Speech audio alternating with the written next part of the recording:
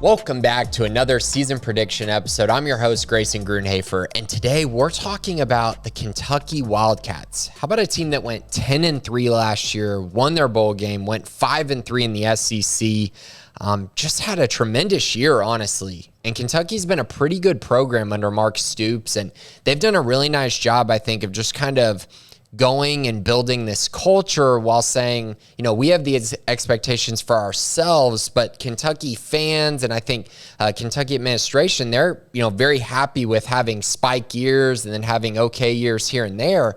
But I think Mark Stoops has gotten this program to saying, you know what, we need to be a bowl team every single year. And occasionally, you know, we're going to go up and win 10 games. And that's what they did last year.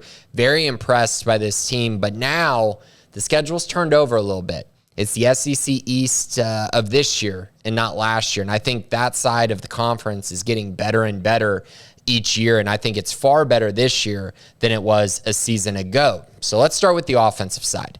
Will Levis, he's the headliner. Everyone's talking about him as an NFL draft pick, a guy who I think has the talent, obviously, has the ability. But if you look at his numbers and kind of what he's done over the past, year, I think the turnovers are kind of alarming. And it's an area that I don't think is a quick fix. And I think if you kind of look at the numbers, 13 interceptions. Last year, he also had 33 total touchdowns. He had over 3,100 yards. So he got it done, but the turnovers are a glaring weakness and something that he needs to get better at going on to this season. Now, the good news is they returned a really good running back in Chris Rodriguez, who had over 1,400 total yards last year, 13 touchdowns. I think he's very underrated. Kind of a sneaky running back who I don't think many people have heard about, but if you turn on a Kentucky game, you'll realize he's very impactful and very, very good. And I think he's going to play a major role in how good this team is next year. And him and Will Levis in that running combo is pretty scary and pretty good. So that's a good combo to at least have back. At wide receiver, losing Wan'Dale Robinson is a big deal. And they utilized him a lot last year. Got him the ball in space a lot. He took a lot of pressure off this passing attack because he was just so efficient. He had 104 receptions, 1,300 yards, 7 touchdowns, also had 111 yards on the ground as well. So just an explosive playmaker. And losing him is a big deal. And I think it puts a lot more pressure on Will Levis as well, as he's going to be relying on a couple freshmen and then a transfer as well. I think Tavion Robinson's going to come in and be a very good playmaker. He's going to be their top receiver this upcoming year. And then it's 2 freshmen, Dane Key and Barian Brown are the 2 guys I'm most excited about. They have some other guys that are a little bit older, but I think those 2 freshmen could play big roles on this team this year, but they're unproven. And when you're relying on unproven guys, there's going to be inconsistency. There's going to be problems at times, but you have to ride through it because at the end of the day, you got to get the most talent on the field. The other issue, offensive line. They lose a lot. When you talk about losing Dare Rosenthal and Darian Kennard, who both got drafted in the NFL draft, that's a problem. And I think it's an area that they're not necessarily going to be able to reload immediately.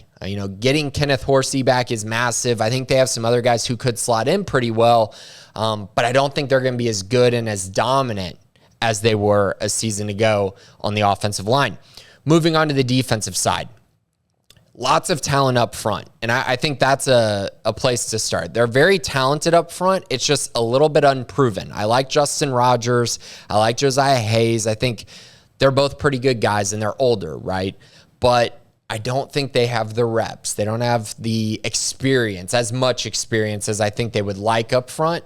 But again, if you're talented enough, you might be able to get by. The good news for that group is they have a great linebacker group. J.J. Weaver, very, very active linebacker, gets after the quarterback extremely well. Also, Derek Jackson, DeAndre Square. I think that's the strength of this defense. Jaquez Jones as well.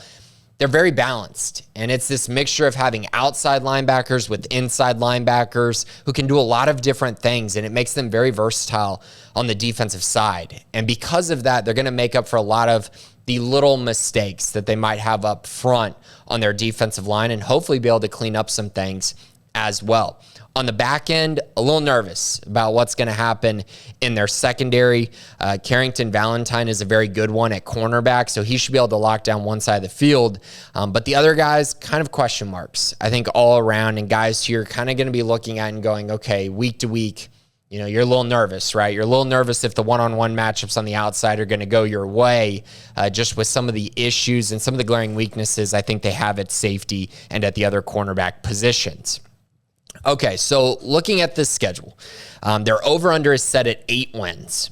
That's a lot of wins. 8 wins. The SEC East is a lot better. So I think the easiest place to start is with the wins. So Miami of Ohio, Youngstown State, at Missouri, Vanderbilt, I think are definitely wins. I also think they beat Louisville at the end of the year at home. That's 5 wins. I feel pretty good about those 5, actually. I think their 5 wins are pretty solidified, and I think they're going to find a way to get it done in each of those matchups. Their loss, I only have one loss, as they're going to lose this game, and that's to Georgia. They're not going to beat Georgia this year. I don't think it's a very good matchup for them. So I think they fall in that one. Now you got just this list of close calls, and I don't really know what to do with it. At Florida, at Ole Miss, at Tennessee, South Carolina, Mississippi State. That's tough. That's really, really tough. Now, if I were a betting man, I would think they find a way to get it done against South Carolina, and I think they probably beat Mississippi State at home. If they're able to do that, they're able to get those things done, then that gets you to that 8-win number. My issue is I can't get higher than that. I can't get higher than 8 wins. And so if there's no way in my mind I can get higher than 8 wins, then I'm just going to assume that I'm closer to 7-5 than I am 9-3, which means I'm taking the under. Now, I would say, I think if I were betting, I think Kentucky goes 8-4 this year. But I'm not picking pushes here. It's got to be over or under. So I'm going to take the under. And it's really a couple things. The schedule, very, very tough. I think the SEC East is far better than it was a year ago. I don't necessarily love their offensive line this year, and I have some questions about their defense as well. So that's where I'm at with Kentucky. But hey, 7-5, 8-4, that's a pretty good year for Kentucky, and I think most Kentucky fans would be really excited with that. So that's my prediction for the Kentucky Wildcats. I'll be back for more predictions later on as the season gets closer and closer. But thanks for listening today. This has been Grayson Grunhafer.